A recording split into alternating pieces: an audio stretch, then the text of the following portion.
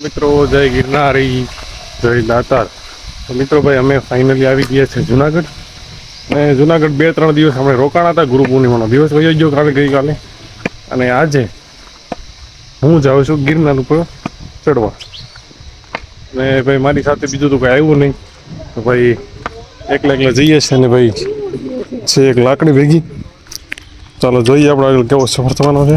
જે એક્ઝેક્ટ સામે દેખાય ને જ્યાં ભાઈ આપણે ગિરનાર પર્વતનો એન્ટ્રી ગેટ છે ત્યાં હવે કંઈક નિયમ આવ્યા છે રજીસ્ટ્રેશન કરાવીને ઉપર જવાનું. તો રજીસ્ટ્રેશન કરાવીશું ત્યારબાદ આપણે આગળ વધશું. અને ભાઈ માહોલ અત્યારે 1 નંબર છે. સવારના વાગ્યા છે 8:45. રજીસ્ટ્રેશનની પ્રક્રિયા આપણે પૂર્ણ કરી દીધી છે. અને રજીસ્ટ્રેશન પ્રક્રિયા પૂર્ણ કર્યા બાદ આપણે ગિરનારનો ફાઇનલી અંદર એન્ટ્રી લઈ લીધી છે. 500 પગથિયા ભાઈ આપણે પૂરા કરી લીધા છે. 500 પગથિયા પરસે વળી ગયો. વરસાદ છે નહીં અને ગરમી ભાઈ ફૂલ છે. હા 500નું બોર્ડ આવી ગયું. બાકી જંગલ એટલે 1 નંબર હે. ગાઈઝ આપણે પહોંચી ગયા છીએ ત્યારે 1600માં પગથિયા. અને 1600 પગથિયા ભાઈ થોડોક વિશ્રામ કરવા બેઠા છીએ. અને નજારો જોવો ભાઈ, અરમાન ખુશ થઈ જાય એવો નજારો છે. હજી આપણે 9999 જેટલું પહોંચાય એટલું ભાઈ ચડવાનું છે ચડીને. અને ભાઈ બાકીના બધા આવે છે રોપવેમાં. રોપવેમાં આવશે એ લોકો. આપણે અંબાજી ઉભા રહે અને ત્યાં આપણે મળીશું. અંબાજી અંદાજે 5000 કિલોમીટર જેટલા પગથિયા છે. બાકી ભાઈ વાતાવરણ એકદમ આમ જોરદાર અને મસ્ત ઘટન એવું છે. ચોમાસામાં ફરવા આવવું હોય તો એકવાર અવશ્ય આવવું હોય અહીંયા ગિરનાર. તારીખ 30 અને બધા એમ કહેતા ગિરનારમાં વરસાદ છે. તો ગિરનારમાં અત્યારે હાલ પૂરતો કોઈ વરસાદ છે નહીં. હું અત્યારે બેઠો છું 2000 પગથિયા ચડીને ઉપર બેઠો છું. અને ભાઈ માહોલ છે 1 નંબર. વાતાવરણ આખું ધુમ્મસવાળું છે. રોપવે ચાલુ થઈ ગઈ 2 દિવસથી બંધ હતી. તો આવવું હોય તો વરસાદ તો છે નહીં પણ વાતાવરણ ટાઢું અને આમ ધુમ્મસવાળું વાતાવરણ છે. મજા આવે એવું છે. એ વાંધો નથી. આવવું હોય તો એકવાર આવી જાજો. હે મિત્રો પહોંચ્યા છે આપણે 2500 પગથિયા. અને રાણકદેવ જે પથ્થર રોક્યો હતો પથ્થર સુધી પહોંચી ગયા છીએ. આ જે પથ્થર છે જેમાં રાણકદેવે થાપા લાગ્યા છે. ઓલી સાઈડ થાપા દેખાય ઓલી સાઈડના ભાગમાંથી. તો ભાઈ આપણે 2500 પગથિયા પાર કરી લીધા છે. અને 2500 પગથિયા ભાઈ આવે છે રાણકદેવીનો પથ્થર. જુનાગઢના જે રાણી આપણે કહેવાય કે રાણકદેવીએ ત્યારે રાજાનું મસ્તક ધડથી અલગ કર્યું ને જ્યારે ગઢ ગિરનાર ધ્રુજવા માંડ્યો અને ભાઈ પથ્થર નીચે આવવા માંડ્યા તે રાણકદેવી જે થાપા માર્યો હતો એ પથ્થર આપણે તમને દેખાડીશું. આ જે પથ્થર છે જો કોઈ પણ આધાર વગર એ સમયમાં સત હતો ને ભાઈ એટલે આ બધું થયું હતું. કોઈ પણ આધાર નથી. એમને નોંધારો પથ્થર પડ્યો છે.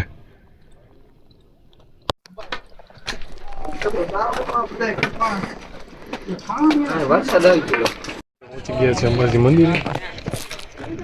આ અંબાજી મંદિર દેખાય છે. થોડુંક ઝાંખું દેખાય છે કે ધુમ્મસનું વાતાવરણ છે.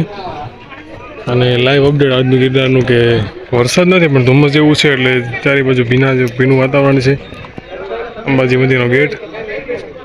અને ગિરનાર ઉપર જેટલી આપણે ટ્રાફિક હોય એવી ટ્રાફિક આજે વખતે નથી. શાંતિવાળું વાતાવરણ છે. બાકી એટમોસ્ફિયર એકદમ અરમાન ખુશ થઈ જાય એવું છે. આમ હાઈ લેવલ એટમોસ્ફિયર. સાપુતારામાં આપણે ટ્રેકિંગ તો કરતા જ હોય. બાકી એકવાર ટ્રેકિંગની સાચી મજા લઈએ તો ગિરનાર આવવું પડશે. અને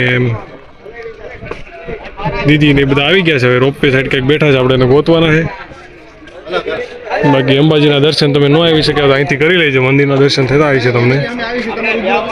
આપણે દર્શન કરી લીધા છે. અંબાજી આવે આપણે નીચે આવી ગયા છીએ રોપવે સાઈડ. ત્યાં ભાઈ આપણને મળી ગયા છે મમ્મી છે, દીદી આવી ગયા છે, એમના નણંદ છે.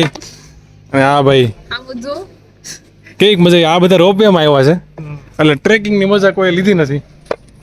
બાકી વાતાવરણ એકદમ જોરદાર છે. કેવું લાગ્યું તમને? સારો લાગ્યો.